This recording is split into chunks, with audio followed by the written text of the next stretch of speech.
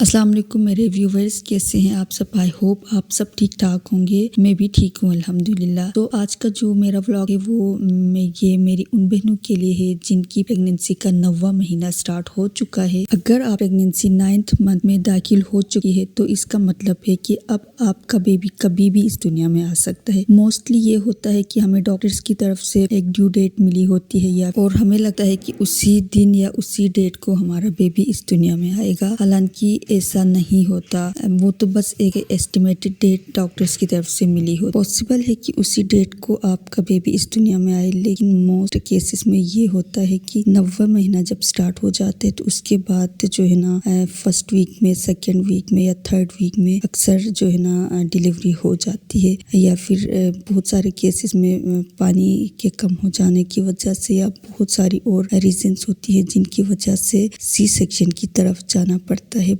सो इसलिए it is very important कि आप 9 मंथ की स्टार्ट से ही अपने बेबी का जो हॉस्पिटल बैग है उसको रेडी रखें और साथ ही अपने आप को मेंटली एंड फिजिकली भी इस चीज़ के लिए रेडी करें ताकि किसी भी इमरजेंसी की सिचुएशन में आपको परेशानी का सामना ना हो।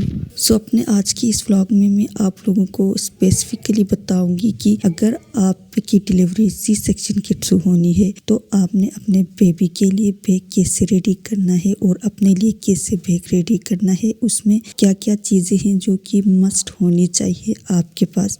तो अगर आपकी नॉर्मल डिलीवरी होती है तो उसमें ये होता है कि आपकी डिलीवरी हो गई और आपको फ़ौरन घर भेज दिया जाता है अगर कोई कॉम्प्लिकेशन नहीं है। तो इसमें जो है ना आपको अपना बैग रेडी ना भी अगर करते हैं तो इसमें कोई इश्यू नहीं होता, इट्स ओके। इसके बरक्स सी सेक्शन में आपको हॉस्पिटल में रुकना पड़ता है एटलीस्ट 3 डेज तक। तो उन 3 दिनों तक आपको जो भी चीज़ें चाहिए होती है, आपकी ज़रूरत की चीज़ें, आपके बेबी की ज़रूरत की चीज़ें, जितनी भी आपको चाहिए वो सारी आपको साथ लेके जानी पड़ती है। सो आज की अपनी इस वीडियो में मैं आप लोगों से अपना हॉस्पिटल बैग और अपने बेबी का हॉस्पिटल बैग मैंने रेडी किया है, उसमें क्या क्या चीज़ें मैंने रखी है अपनी और अपने बेबी की। दोनों के लिए मैंने सेपरेट बैग्स रेडी किए थे तो वहीं कुछ आप लोगों से शेयर करूंगी। सो विदाउट टाइम वेस्ट किए let's get start today's video. सबसे पहले मैं अपनी प्रिपरेशन शेयर करूंगी जो मैंने अपने लिए हॉस्पिटल में जो चीज़ें मुझे चाहिए थी वो मैंने क्या क्या चीज़ें रखी थी, और ये चीज़ें लाजमी तौर पर आपके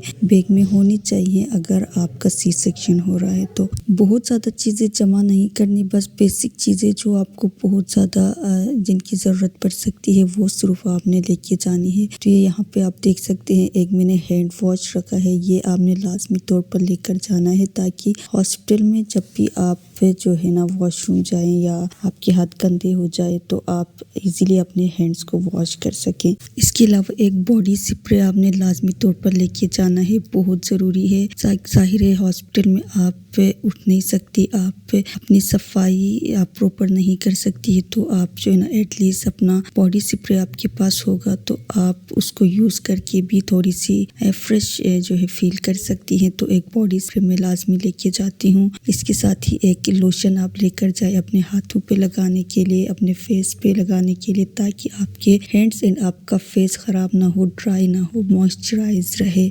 इसके अलावा एक अदद में फाउंडेशन भी लेके गई थी जिसकी मुझे ज़रूरत नहीं पड़ी। और चौथे नंबर पे जो चीज़ लाजमी लेकर जानी है आपने वो है एक कंघी, यानी कि कंघी आपने लाजमी तौर पर लेकर जाना है, क्योंकि जब हॉस्पिटल में जब तक आप होते हैं तो अक्सर ये होता है कि हम अपने बालों को बिल्कुल छोड़ देते हैं, बाल फिर हमारे बहुत ज़्यादा डैमेज हो जाते हैं, ख़राब हो जाते हैं, और जब हम घर आके नॉर्मल होने के बाद जब हम कंघी करने लगते हैं ना तो जो बालों की हालत हुई होती है वो ना देखी नहीं जाती।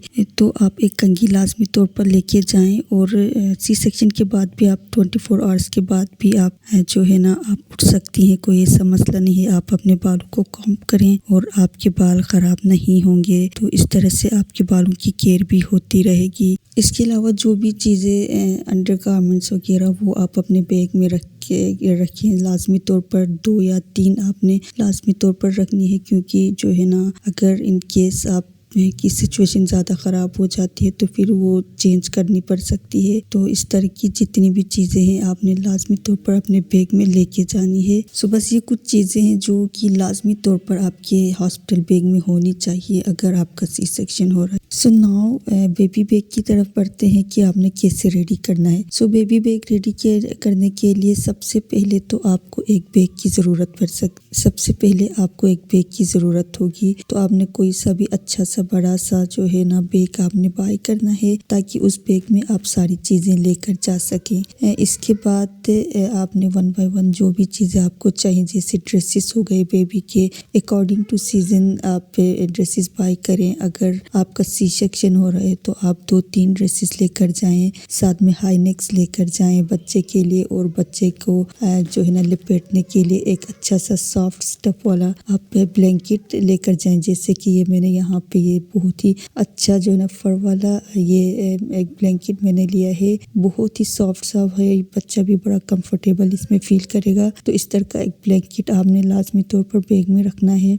और इसके अलावा जो चीज़ें आपको चाहिए उसमें टॉवल की ज़रूरत आपको पड़ सकती है अगर बच्चे को बाथ हॉस्पिटल में देना है तो बेबी टॉवल आप लेकर जाएं। इसके अलावा 0 साइज पैम्पर का पैकेट आपके बैग में होना चाहिए।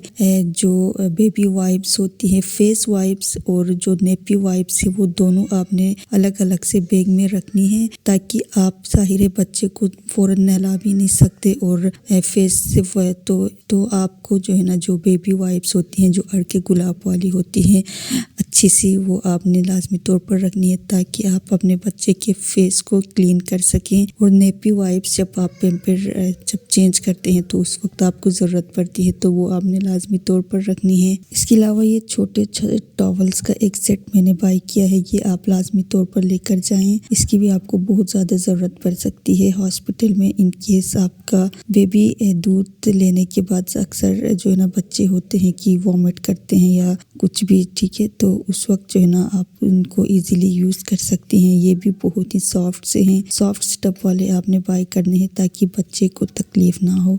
तो इस तरह से ये मैं कुछ चीज़ें लेके गई हूँ बच्चे के लिए केप। इसके अलावा बेबी के लिए फीडर एक छोटा सा आप लाजमी तौर पर लेकर जाए क्योंकि जब बच्चा पैदा होता है तो आपका तो ऑपरेशन हुआ होता है तो उस वक्त आप फीड भी नहीं करा सकती, तो फीडर की बहुत ज़्यादा ज़रूरत पड़ी। यानी कि ये सारी वो चीज़ें हैं जिनकी आपको बच्चा जब पैदा हो जाए ना, यानी कि ये सारी वो चीज़ें हैं जिनकी आपको ज़रूरत पड़ती है जैसे ही आपका बेबी इस दुनिया में आता है। तो बस वही चीज़ें आपने लेकर जानी है, ज़्यादा चीज़ें जमा ना करें क्योंकि 3 दिन बाद आपने घर ही आना होता है तो फिर घर में सारी चीज़ें रेडी रख के जाएं, लेकिन हॉस्पिटल जाते हुए आपने ये बेसिक चीज़ें लेकर जानी है। सो बाकी चीज़ों में जैसे कि baby lotion, baby oil, baby shampoo, baby soap, ये सारी चीज़ें आ जाती हैं। इनकी अगर तो आपने हॉस्पिटल में ही बच्चे को बाथ देना है तो ये चीज़ें भी आप लेकर जा सकती हैं। इसलिए होता है कि हॉस्पिटल में बेबी को बाथ नहीं दिया जाता, घर आके ही आपने उसको नहलाना होता है। तो इन चीज़ों को बैग में आप लेकर ना जाएं तो भी कोई मसला नहीं है, लेकिन आपने घर पर आपने इन चीज़ों को